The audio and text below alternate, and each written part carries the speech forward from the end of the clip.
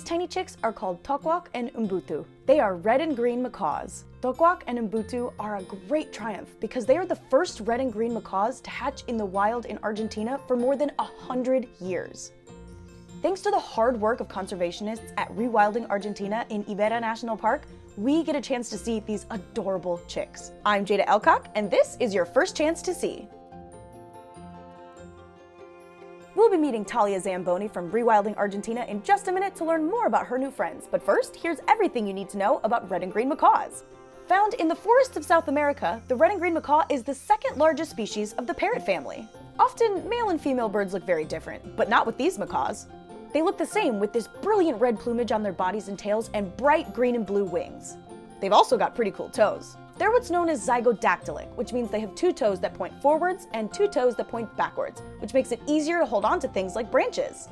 Red and green macaws have an impressive wingspan too, at around 1 meter, and they aren't just for show. Macaws are excellent flyers, reaching speeds of up to 55 kilometers per hour. Now, you may know red and green macaws best from their characteristic squawks and screeches. But did you know that while captive birds are often found to mimic other animals such as humans, in the wild, red and green macaws never do this. One of the most important roles that red and green macaws play in the forest is to distribute large seeds, making them excellent gardeners. But sadly, their largest threats are from their forests being destroyed and from the illegal pet trade, where birds are captured in the wild to be sold as pets. Thankfully, there are people working tirelessly to bring red and green macaws back home to Argentina, and Tania is one of them. Let's hear from her now. So, if there are no wild macaws left in Argentina, how did you start to reintroduce them? So we had to start a population from zero, basing on individuals that we could find in captivity. Animals that are donated by zoos or other institutions, or even people that have animals in their houses, so we can start the project.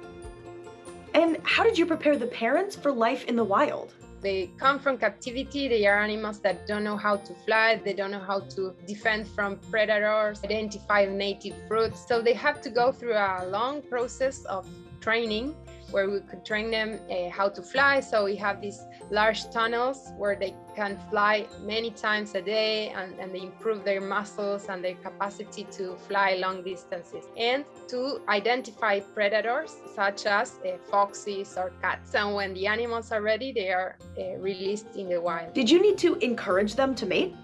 Well, these animals are released and then they meet each other in the wild, so they choose their own couples. But we help them by entering nest boxes, which are artificial nests made of wood that we hang up in the trees. This way they start exploring these places which try to resemble natural holes in the trees. When they choose one, they start defending that territory. They also start copulating or mating. They would lay the eggs in that nest box.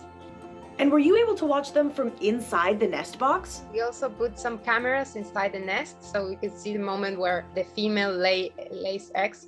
And it takes around 1 month for the chicks to born. First egg hatched. 2 days after, a second chick was born, and the 5th day, another. From the 3 chicks, 2 survived, which commonly happens, and then they started the process of being fed by the parents. And how did the chicks do over the next few months? The parents were taking care of them and feeding them, but not enough as we wished. So we had to take the chicks every day. We have to weigh them to see whether they were increasing in weight and growing. And we also help the parents by feeding them artificially, like supplementing the food that the parents gave them with more food so they would grow better. How long was it before they left the nest? When they were around 3 months, they started fledging from the nest. These 3 months were critical. We had to work a lot every day by giving them food, by seeing that everything went fine. We could see that the mother, she abandoned the nest. Probably something hormonal that made her leave. The father was the one taking care of the 2 chicks. And when they were about 3 months old, they started getting out of the nest and started trying to fly with the help of the father. What happened after that? And do you know where the youngsters are now? The chicks have been observed in near towns, accompanied by other macaws. People from near towns When they see the macaws arriving to the town, they send us messages or call us to say, hey, the macaws are here, and they can even identify the individuals, and they are very protective with them. So the people from near towns help us a lot in the monitoring of the animals. What's your hope for macaws in Argentina? The macaw is a species that is very important in the ecosystems where they live. They are called key species. Their role in the ecosystem as dispersers of large seeds. Returning the species back to the northern Argentina, they help to recover the forest that has been degraded by human action. It's another opportunity for local communities to benefit from tourists and from this activity that is sustainable and helps protecting this park. What an incredible story, and look how well the chicks have done. Tania and the team are doing such an amazing job.